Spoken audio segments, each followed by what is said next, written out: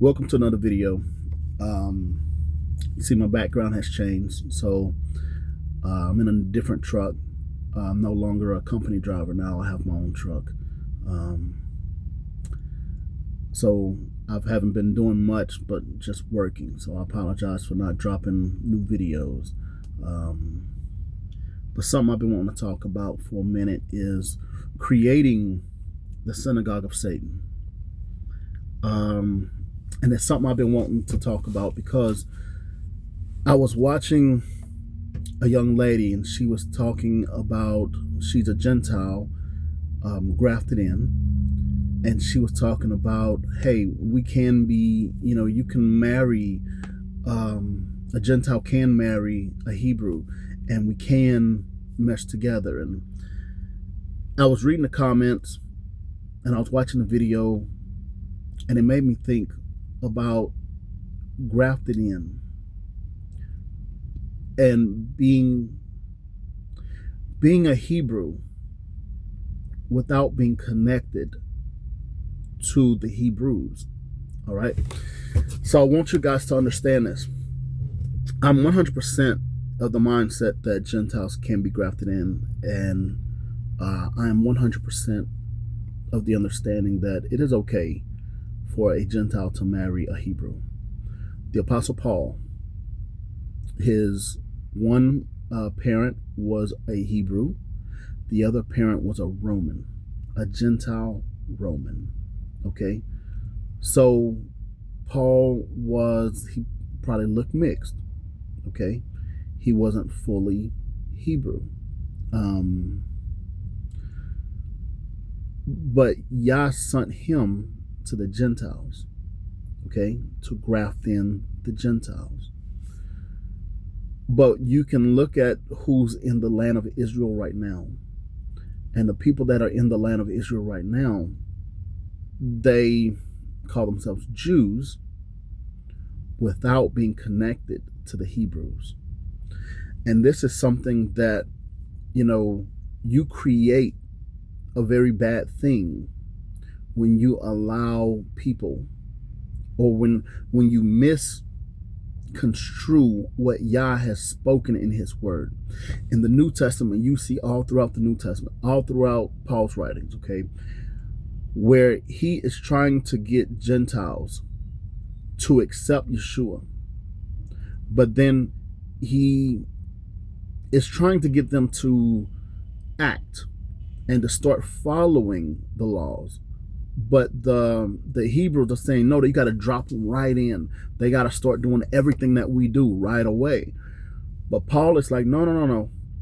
I don't want to throw them in because you struggle with just being thrown in and trying to follow all the law.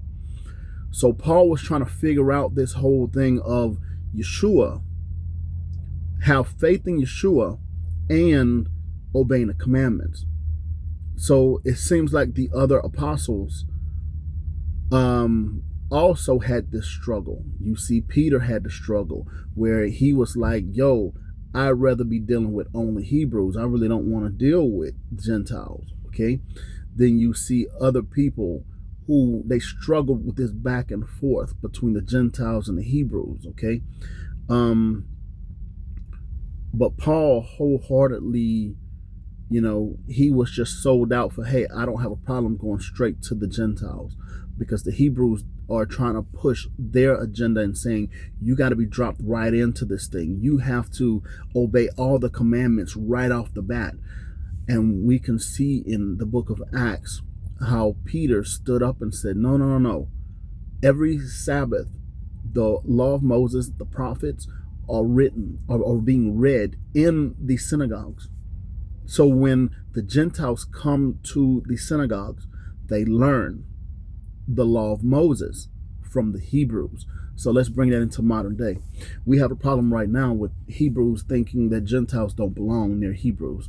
We feel like Hebrews should stay completely separated from Gentiles. All right? But that is a dangerous thing. And it's a very dangerous thing because you can see the so-called Jews, okay, the Ish people, Jewish, kind of, sort of, but not really. All right. They took on the name and the land, and they took on the appearance without being connected in any way, shape, or form to any Hebrew. So they created their own religion and their own ways and their own society loosely based on being a Hebrew without being connected to the Hebrews. It is imperative that every grafted in Gentile be connected in some way, shape, or form to a Hebrew. You cannot, okay, if we go back into the book of Genesis and we see how Yah told Abraham that everybody he bought with money or lived in his gates that were considered, his, he had to circumcise them so that they could be in as a sign. They could all be a people, okay? A sign to Yah. We see this go on, okay? Moses had to do the same thing.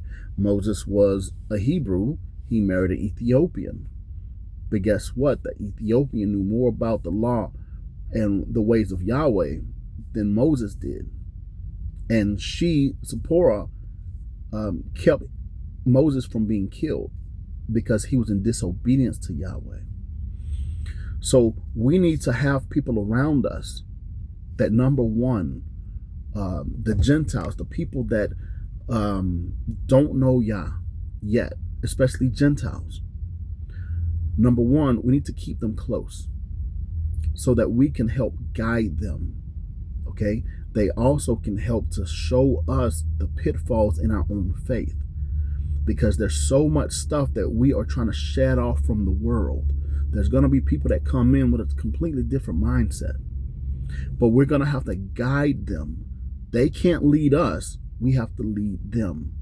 We can't become followers of the Gentiles because Yah gave us the word. Yah gave us the commandments. So they have to stay connected to us, not us to them. I want to make sure that we understand why. Okay? And when you look at the Jewish people, it is a prime example of why. We need to be steadfast in the way we do things, because if we are not upholding the way Yahweh called us to uphold and stay steadfast, very kind of rigid in some of these things, not completely rigid, but some of the core principles we must stay rigid in, because there's going to be people that's going to challenge our faith, that's going to come alongside of us and say, hey, I want to follow Yahweh too. Yahuwah is my God too. Yahuwah is everything to me too. All right? But I want you to understand beyond a Yahuwah, Yahusha, Yahweh, Yeshua, beyond all of that, look at the principles of what you're following, why you're following it. And anyone else who wants to come alongside of you is more than welcome, but they can never lead. When you look at Paul speaking about women, who was he speaking to? What women were he speaking to? He was speaking to Gentile women. He was telling Gentile women, you can never lead. You can't lead a man. You cannot be the leader in the synagogue. You are supposed to quietly learn from your husband and let your husband teach you. He wasn't talking to Hebrews. He was talking to Gentiles. And there's a reason for it, because there is a nature there that most Gentiles feel like they need to be in charge. They feel like they should be the model citizens. They should be the ones that we look up to, we learn from. But that is far from the truth. Yahweh gave his word, his principles. He spoke to Hebrews, okay? And he um, he charged us with knowing him and knowing how to follow him. And now in this modern day, we get other people to come into that. Anyone who is welcome or welcome to come into this, but they must understand the rules. And part of the rules are Hebrews are in charge. Okay? You cannot be a Hebrew without being connected to the Hebrews.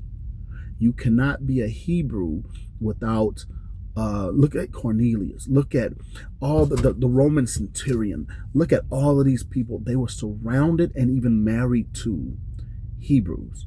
They did good things to the Hebrews. They gave to the Hebrews. They loved the Hebrews. Their heart went out to the Hebrews. Look at people in America now, in the world now. When it comes to black people, most people are heartless.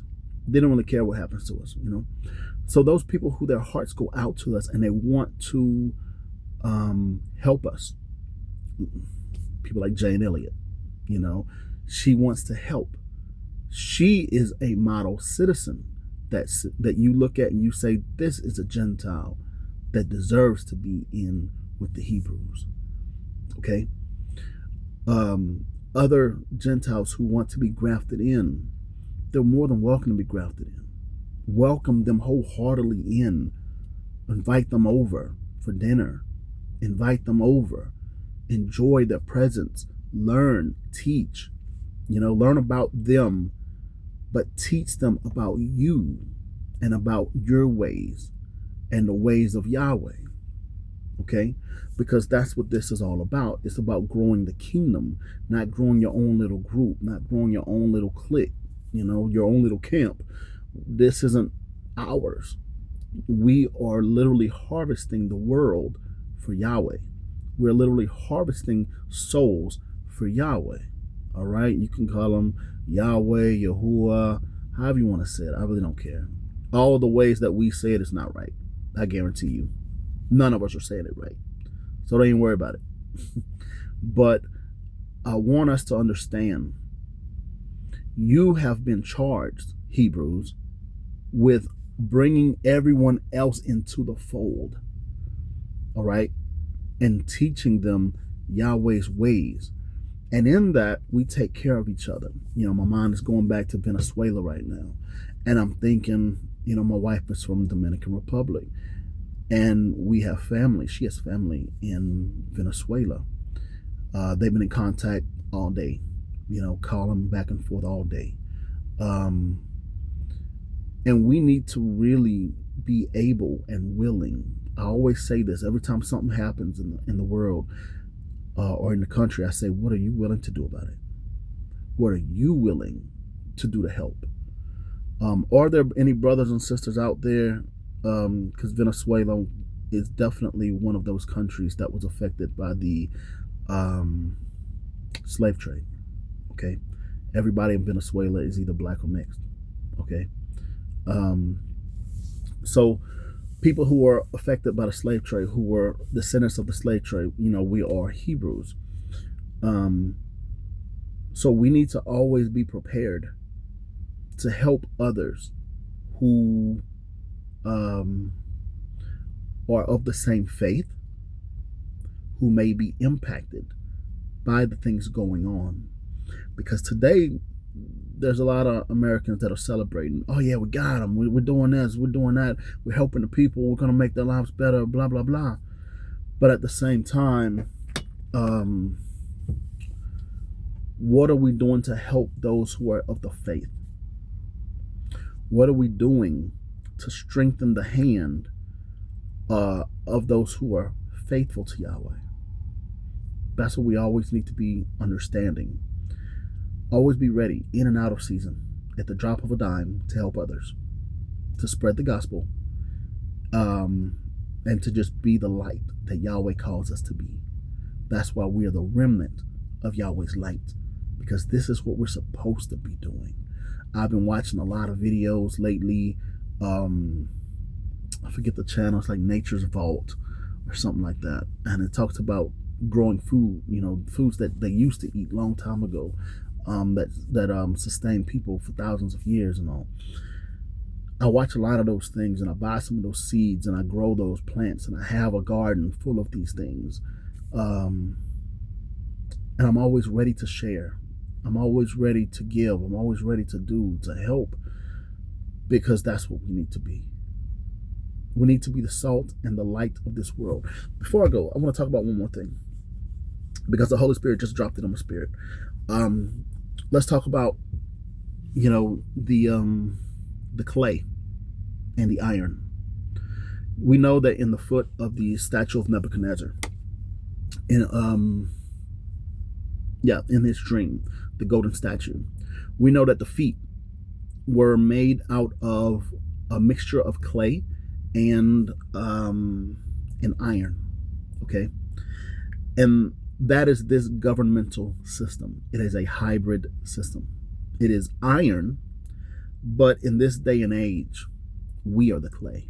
Hebrews are the clay. We are weakening this society by simply obeying Yahweh.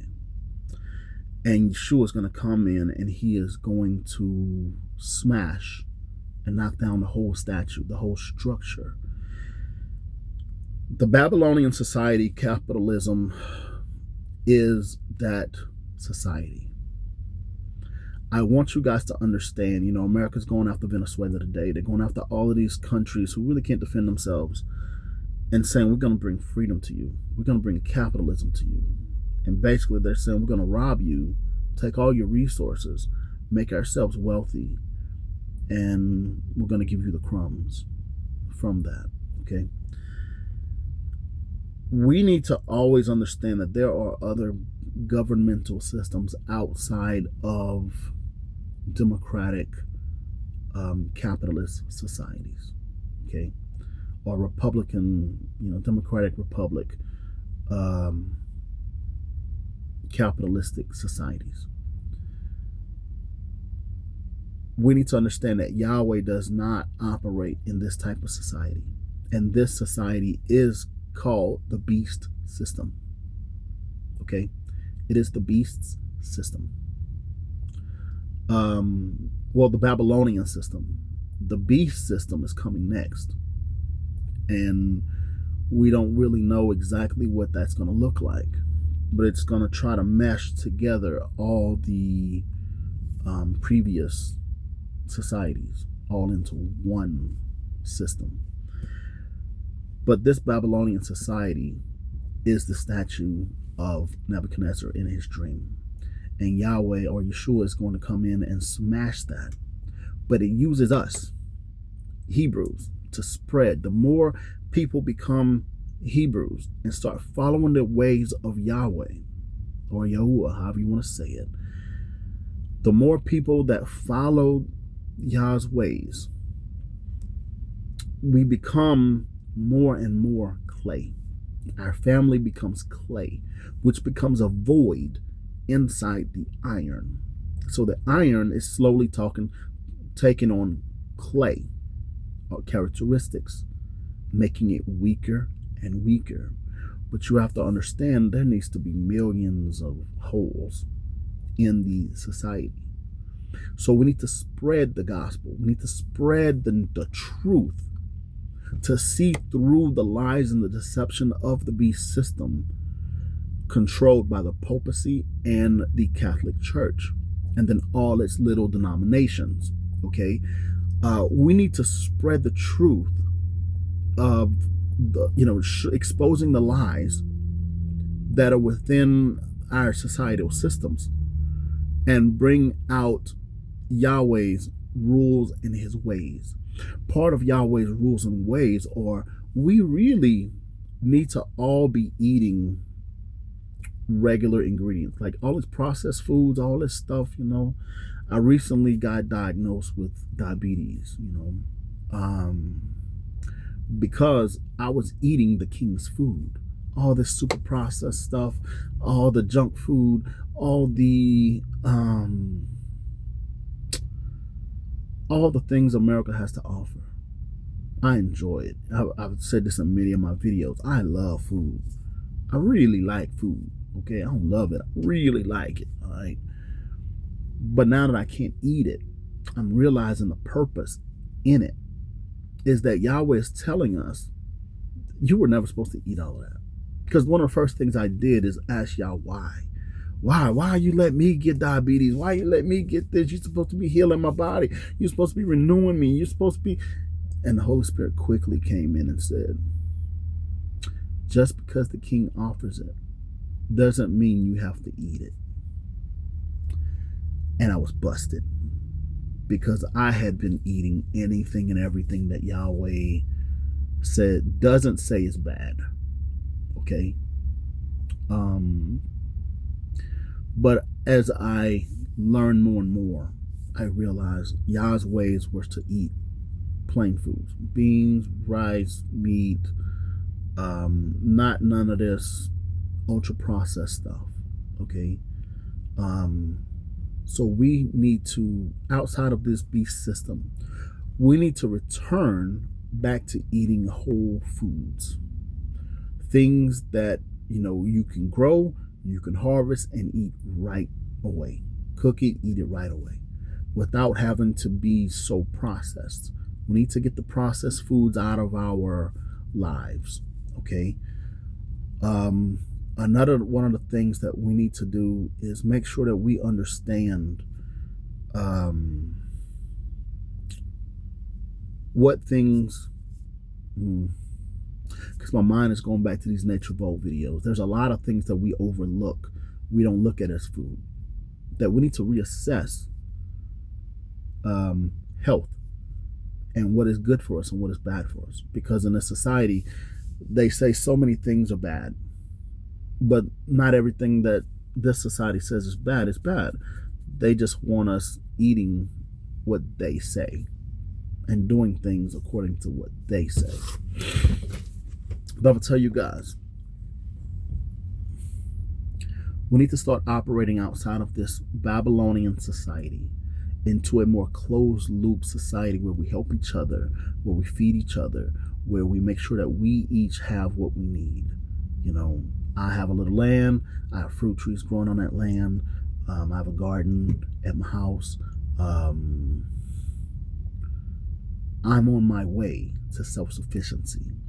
All of us need to be thinking about that. We all need to be birds on a tree. If someone cuts the tree down, the bird just flies away. He's not so dependent on the tree.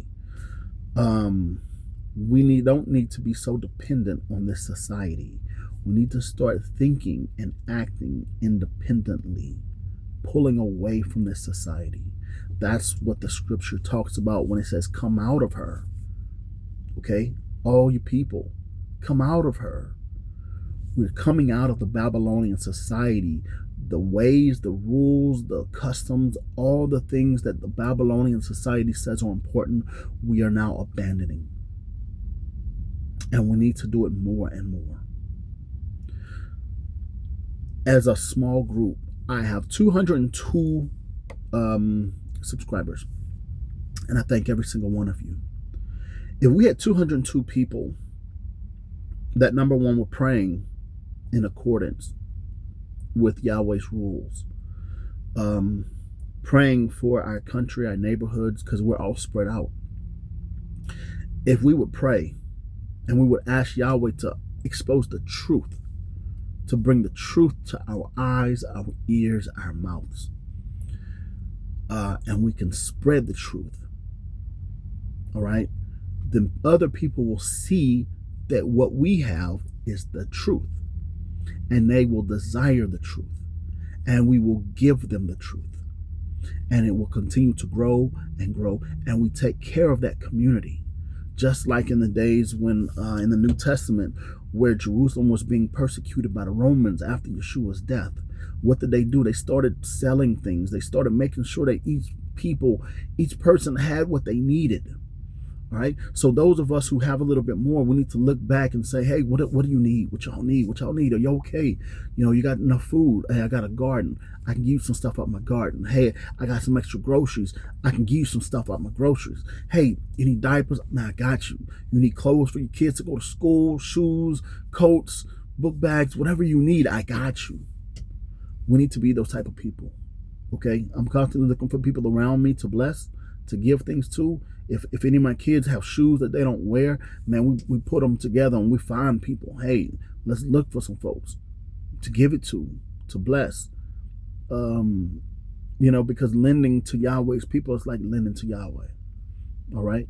So I'm gonna cut this video short, but I hope you guys got a lot out of this, because there's a lot going on in our society, and I don't want to be someone who only gives like the word from a standpoint that is apart from the society, because I want us to understand we need to be more than just giving the word. We need to be helping each other in daily life, you know. So we need to be available to people, you know. So I would love for you guys to put some things in the comments, put some ideas in the comments. How could we help each other? How could we help those affected by the things that's going on? People of the faith, how can we do better?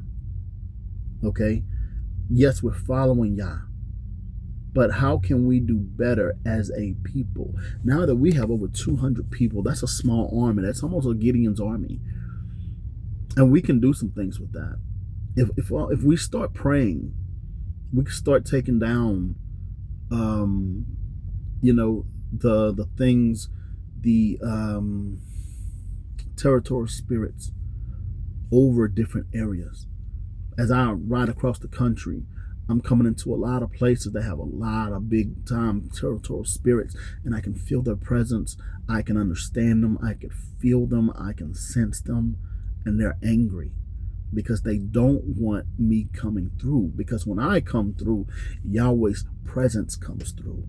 Everywhere you go, Yahweh's presence is with you, and his presence goes out, emanating like your cell phone tower. His presence emanates out in all directions for so far, right? I don't know what the distance from you is, but the distance from us emanates out like a pulse, and it just goes out like a cell phone beacon.